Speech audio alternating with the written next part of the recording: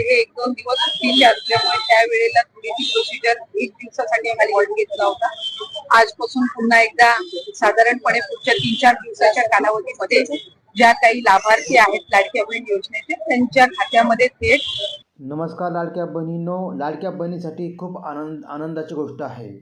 आज आपण लाभाच्या वितरणाची सुरुवात सन्मान निधीची करत आहोत आणि साधारणपणे 2,34,00,000 आणि आधार सिलिंग झालेल्या ज्या लाभार्थी असतील त्यांना लाभ वितरणाची सुरुवात आजपासून होत असताना येत्या 4 ते 5 दिवसांमध्ये टप्प्याटप्प्याने आपण या लाभाचं वितरण करणार आहोत. लाडक्या बहिणीसाठी सर्वात मोठी खुशखबर महिला व बालकल्याण मंत्री आदितीताई तटकरे यांनी दिलेले आहे. 1 जानेवारीपासून महिलांच्या बँक खात्यात लाडकी बहीण योजनेचा 7वा हप्ता जमा होण्यास सुरुवात झाली आहे.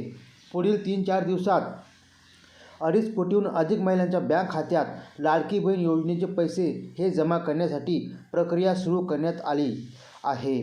आज राज्यातील 12 जिल्ह्यातील महिलांच्या खात्यात DBT म्हणजे डायरेक्ट बेनिफिट ट्रान्सफर द्वारे 10 बँकांमध्ये पैसे जमा केले आहेत. लाडक्या बहिणींना पैसे जमा होण्याचे मेसेजसुद्धा आलेले आहेत. परंतु या ठिकाणी सरकारने एक अतिशय महत्त्वाची अट ठेवलेली आहे. ज्या महिला ही हा एक निकष पूर्ण करतील फक्त त्याच महिलांना आता येथून 7वा हप्ता अधिक पुढचे हप्ते मिळणार आहेत. म्हणजेच जानेवारीचा हप्ता मिळण्यासाठी महिलांना ही एक अट मात्र पूर्ण करावी लागेल. ज्या महिला या म्हणजे पक्षात बसतील त्याच महिलांना हा हप्ता मिळणार आहे. आता ही अट नक्की कोणती आहे? कोणत्या 12 जिल्ह्यातील महिलांच्या खात्यात आज 7वा हप्ता जमा झाला आहे आपण लक्षात घेऊ. बघा, डिसेंबरचा हप्ता मिळण्यामध्ये फार मोठी अडचण महिलांना आली होती आणि म्हणूनच सरकारने मोठा निर्णय घेतला आहे की इथून पुढे प्रत्येक महिन्याच्या 1 तारखेला आम्ही लाडकी बहीण योजनेचे पैसे महिलांच्या खात्यावर जमा करणार आहोत. याचा अर्थ असा होतो की जानेवारी महिन्याचा हप्ता 1 जानेवारीपासून महिलेच्या खात्यात जमा केला जाईल. फेब्रुवारी महिन्याचा हप्ता 1 फेब्रुवारीपासून महिलांच्या खात्यात जमा होईल आणि मार्च महिन्याचा हप्ता 1 मार्चपासून महिलांच्या खात्यात जमा होईल. साधारणतः 3-4 दिवसामध्ये सर्व लाडक्या बहिणींच्या खात्यामध्ये पैसे जमा केले जातील. जर आपण जानेवारीचा विचार केला तर आता सर्व महिलांच्या खात्यात 7व्या हप्त्याचे पैसे जमा व्हायला सुरुवात झाली आहे. 3-4 दिवसामध्ये सर्व म्हणजे 2,34,00,000 आधीच्या महिला आणि नव्याने समाविष्ट झालेल्या नव्याने ॲड झालेल्या 12 लाख महिला अशा टोटल 2,46,000 महिलांच्या खात्यामध्ये पैसे जमा केले जाणार आहेत. जवळपास 35,000 कोटीचा निधी महिलांच्या खात्यात जमा होतो आहे. परंतु हे पैसे जमा होत असताना एक महत्त्वाची अट मात्र शासनाने ठेवलेली आहे. ज्या महिला या निकषात बसतील त्यांनाच पैसे मिळणार आहेत. आतापर्यंत आपण पाहिले जुलै, ऑगस्ट, सप्टेंबर, ऑक्टोबर, नोव्हेंबर आणि डिसेंबर असे 6 महिन्याचे 9,000 रुपये सरकारने तुमच्या खात्यात जमा केले आहेत आणि त्यासाठी पूर्वीचेच म्हणजे जुने निकष सरकारने वापरले होते. परंतु आता मात्र एक नवीन निकष घालण्यात आलेला आहे आणि या निकषानुसार आज 12 जिल्ह्यातील महिलांच्या खात्यात 7वा हप्ता जमा करण्यात आला आहे. पण आता हा निकष कोणता आहे ते तुम्हाला मी समजावून सांगतो. परंतु काल तुमच्या खात्यात जानेवारीचा हप्ता 2100 रुपये जमा होणार की 1500 रुपये जमा होणार याचा निर्णय घेण्यात आला. महायुती सरकारची अत्यंत महत्त्वाची बैठक काल पार पडली. मुख्यमंत्री देवेंद्र फडणवीस यांच्या अध्यक्षतेखाली ही महत्त्वाची बैठक पार पडली. या बैठकीला सर्व विभाग उपस्थित होते. सर्व विभागाचे मंत्री आणि अधिकारी या बैठकीला उपस्थित होते आणि या बैठकीमध्ये लाडकी बहिणी योजनेला अतिशय साधं आणि सोपं रूप कसं दिलं जाईल, एक साधी आणि सोपी योजना कशी तयार केली जाईल याचा विचार करण्यात आला आहे. आणि याच बैठकीमध्ये लाडकी बहीण योजनेचे निधी 1,500 रुपयावरून 2100 रुपये वाढवण्याचा देखील महत्त्वाकांक्षी निर्णय झाला आहे. कारण लाडक्या बहिणींचे प्रेशर वाढत आहे. सोबतच अजितदादा असतील आणि अजितदादापेक्षा जे एकनाथ शिंदे आहेत की ज्यांनी त्यांच्या प्रत्येक भाषणामध्ये लाडक्या बहिणींना 2100 रुपये द्यायचं वचन दिलं होतं. तर हे एकनाथ शिंदे जिथे कुठे जातात तर एकनाथ शिंदे साहेबांना प्रत्येक ठिकाणी महिला प्रश्न विचारत आहेत की तुम्ही 21 रुपयाचे वचन दिलं होतं, मग आम्हाला 21 रुपये कधी मिळणार? हाच प्रश्न अजितदादांना सुद्धा विचारला जातोय आणि म्हणूनच देवेंद्र फडणवीस यांच्यावरती प्रचंड प्रेशर होतं आणि हे प्रेशर दुसरं तिसरं कोणी नसून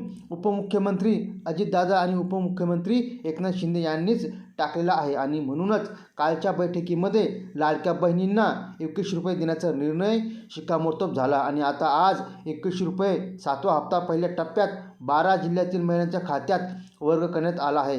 हे 12 जिल्हे कोणते आहेत पुढे सांगणार आहेत, पण बघा आज महत्त्वाची बैठक आहे आणि या बैठकीमध्ये हे सर्व केलं जाणं आहे. आता लाडक्या बहिणीमुळे होते काय तर आपल्या महाराष्ट्राच्या तिजोरीवरती मोठा भार पडलेला आहे आणि लाडकी बहीण योजनेचा फटका सरकारी कर्मचाऱ्यांच्या पगारालाही बसतोय. तसेच ज्या इतर योजना आहेत, कल्याणकारी योजना आहेत, योजनेचा लाडकी बहीण योजनेचा फटका बसतोय. कारण योजनेचा पैसा म्हणजे सरकारी कर्मचाऱ्यांच्याच पगाराचा पैसा हा लाडकी बहीण योजनेसाठी वापरला जात आहे आणि म्हणूनच लाडकी बहीण योजना ही त्या ठिकाणी जरी महायुतीसाठी वरदान ठरली असली तरी देखील सध्या महाराष्ट्राची तिजोरी अडचणीत आहे. जरी हे खरं असलं तरी देखील सरकार प्रयत्न करत आहे. कोणत्या महिलांना हा हप्ता मिळणार बघा. आता त्यासाठी जी अट आहे ती अट मी तुम्हाला सांगतोय. तुमच्या बँक खात्यात कोणत्याही परिस्थितीत आतापर्यंत लाडकी बहीण योजनेचा 6वा हप्ता जमा व्हायलाचा हवा. जर तुमच्या बँक अकाउंटमध्ये लाडकी बहीण योजनेचा 6वा हप्ता आला नाही तर समजून घ्या तुम्हाला इथून पुढे लाडकी बहीण योजनेचे कोणते हप्ते मिळणार नाहीत. म्हणजे ना 7वा हप्ता मिळेल, ना 8वा, ना 9वा, ना 10वा. तुम्ही लाडकी बहीण योजनेतून बाहेर पडणार आहात. तुम्ही लाडकी बहीण योजनेसाठी अपात्र ठरणार आहात. अनेक बहिणी आम्हाला प्रश्न विचारत आहेत की तुम्हाला सगळे पैसे आलेच नाही, आम्हाला पाठीमागचे पैसे आलेच नाही. तर त्यांच्यासाठी आदितीताई तटकरे यांनी काय सांगितले बघा, तुम्हाला दाखवतो. पण लक्षात घ्या, तुम्हाला एक अट सांगितली की डिसेंबरचे तुम्हाला पैसे यायलाच हवे. अजून एक अट आहे, एक छोटीशी अट आहे. ही छोटीशी अटसुद्धा मी तुम्हाला सांगतो आहे बघा. 31 डिसेंबर 2024 रेशन कार्ड KYC करण्याची शेवटची तारीख होती, पण आता मुदतवाढ देण्यात आली आहे 15 जानेवारीपर्यंत. तर तुम्हाला कोणत्याही परिस्थितीमध्ये रेशन कार्ड KYC करून घ्यायचे लागेल. रेशन कार्ड KYC म्हणजे काय? अनेक महिलांना वाटतं की आम्ही बँकेमध्ये गेलो आणि आम्ही बँकेमध्ये KYC केली. तर बघा, बँकेची KYC वेगळी आणि रेशन कार्ड KYC वेगळी. रेशन कार्ड KYC म्हणजे आपलं जे राशन कार्ड आहेत, आपल्या रेशन कार्डवर आपलं जे नाव आहे. आता रेशन कार्ड ऑनलाईन करण्याचा निर्णय केंद्र सरकारने, मोदी सरकारने घेतलेला आहे आणि म्हणूनच आपलं नाव ऑनलाईन रेशन कार्डवर जायचं असेल तर यासाठी आपण रेशन कार्ड KYC करणे गरजेचं आहे. आता ही KYC कशी करायची अगदी 2 सेकंदात 2 मिनिटात तुम्ही या व्हिडिओमध्ये सविस्तर सांगणार आहे. बघा लाडक्या बहिणींनो, सविस्तर ऐका. KYC करू शकता तुम्ही. कसं? तुम्ही जिथे कुठे राहता आहे त्या ठिकाणी जिथे राशन दुकान आहे त्या रेशन दुकानात तुम्ही तुमच्या गावातल्या रेशन दुकानात जाहीर पाहिजे असं काही नाही. तुम्ही नोकरी नियमित बाहेर राहत आहे, जॉब करण्यासाठी बाहेर जात आहे. कोणी तालुक्यात ठिकाण राहतं, कोणी जिल्ह्याच्या ठिकाण राहतं. कुठे राहा तुम्ही, त्या ठिकाणच्या रेशन दुकानात आपण जायचं आणि त्या दुकानामध्ये जाऊन त्या दुकानदाराला सांगायचं की आम्हाला रेशन KYC करायचे आहे. त्या रेशन दुकानाकडे एक EPOS नावाच्या मशीन आहे, EPOS मशीन. त्या मशीनवर तो तुमचा अंगठा घेईन. त्यापूर्वी तुम्हाला तुमचा आधार कार्ड नंबर विचारेल आणि त्याला आधार कार्ड नंबर सांगा आणि त्या EPOS मशीनवर फक्त तुमचा अंगठा द्या. बस इतकंच साधी सोपी प्रोसेस आहे. तुमच्या डोळ्याच्या थोडंसं स्कॅनिंग केलं जाईल आणि काही सेकंदामध्ये रेशन कार्ड KYC पूर्ण होते. बघा, जर तुम्ही रेशन कार्ड KYC केली नाही तर तुम्हाला लाडक्या बहिणीच्या योजनेचा हप्ता मिळणार नाही. जानेवारीचा हप्ता मिळण्यासाठी रेशन कार्ड KYC करणे गरजेचे आहे. एवढंच नाही तर सर्व सरकारी योजनांसाठी लाडकी बहिणीच नाही तर कोणतीही सरकारी योजना असेल तर तुम्हाला KYC करणे अत्यंत आवश्यक आहे. तुम्ही रेशन कार्ड KYC केली नाही तर रेशन कार्डमधून तुमचं नाव वगळलं जाणार आहे आणि तुम्हाला तर माहीत आहे की एकदा नाव वगळलं गेलं की नवीन ॲड करण्यासाठी किती झमेले असतात, किती हेलपट्टे मारावे लागतात, किती पैसे खर्च करावे लागतात. किती वेळा आपल्याला जातो तेव्हा रेशन KYC जरा करा. जोपर्यंत तुम्ही ही प्रक्रिया करणार नाही तोपर्यंत तुमच्या खात्यात 7वा हप्ता जमा होणार नाही. म्हणून माझी कळकळी विनंती आहे, तुम्ही राशनच्या दुकानामध्ये जा, तिथं तुमचं KYC पूर्ण करा. ज्याचे रेशन KYC पूर्ण होईल त्याच महिलांना पुढच्या हप्त्याचे पैसे मिळणार आहे. आता बघा, महिलांच्या खात्यात 12 जिल्ह्यातील पहिल्या टप्प्यात पैसे जमा झालेले आहेत. तुमच्या खात्यात 7वा हप्ता जमा झाला की नाही कमेंटमध्ये सांगा. आता ज्या महिलांना प्रश्न आहे की आम्हाला सर्व पैसे आलेच नाही, तर बघा तुमच्यासाठी आदितीताई तटकरे महिला व बालविकास मंत्री यांनी अतिशय स्पष्टपणे सांगितले की ज्यांनी जुलै आणि ऑगस्ट महिन्यामध्ये पात्र अर्ज दाखल केले आहेत त्यांना लाभ जुलै महिन्यापासून मिळणार आहे. ज्यांनी सप्टेंबरपासून अर्ज केलेले असतील, सप्टेंबर, ऑक्टोबर, नोव्हेंबर, तर त्यांना त्या महिन्यापासून लाभ सुरू होईल. मला आशा आहे की तुम्हाला आता कळलं असेल. बघा, जर तुम्ही जुलै आणि ऑगस्टमध्ये फॉर्म भरले होते आणि तुमचे फॉर्म अप्रूव्ह झाले होते तर तुम्हाला आतापर्यंत टोटल 9,000 अधिक 2100 असे 1,100 रुपये जमा झाले असतील. कुठपर्यंत? डिसेंबरपर्यंत 6 ते अधिक जानेवारीचा हा 7वा हप्ता तुम्हाला जुलैपासून ते जानेवारीपर्यंतचे म्हणजे 11,100 रुपये तुमच्या खात्यात यायला पाहिजेत. तुम्ही जर सप्टेंबरमध्ये फॉर्म भरला असेल किंवा ऑक्टोबरमध्ये भरला, हे बघा 15 ऑक्टोबर फॉर्म भरण्याची प्रोसेस संपली. जर तुम्ही सप्टेंबर किंवा ऑक्टोबरमध्ये फॉर्म भरला असेल तर तुम्हाला त्या महिन्यापासून पैसे येणार आहेत. म्हणजे ज्याने सप्टेंबरमध्ये फॉर्म भरलेला त्यांना सप्टेंबर, ऑक्टोबर, नोव्हेंबर आणि डिसेंबर, जानेवारी अशा 5 महिन्यांचे फक्त 8,100 रुपये मिळतील. त्यांना जुलै ऑगस्टचे 3,000 रुपये मिळणार नाहीत. हे लक्षात घ्या. ज्यांनी ऑक्टोबरमध्ये अर्ज भरला त्यांना ऑक्टोबर, नोव्हेंबर आणि डिसेंबर, जानेवारी अशा फक्त 4 महिन्यांचे पैसे मिळणार आहेत. पाठीमागचे म्हणजे जुलै, ऑगस्ट, सप्टेंबरचे 4,500 रुपये त्यांना मिळणार नाहीत. हे अगदी क्लिअर करून घ्या. आता ज्या महिला अजूनही फॉर्म भरायचा राहिलेल्या आहेत, ज्यांना अजूनही फॉर्म भरायचे आहेत, अशा महिलांसाठी सांगतो, आता कदाचित शासन निर्णय आज घेतला जाऊ शकतो. लवकरच तुमच्यासाठी नव्यानं पोर्टल सुरू होऊ शकतं.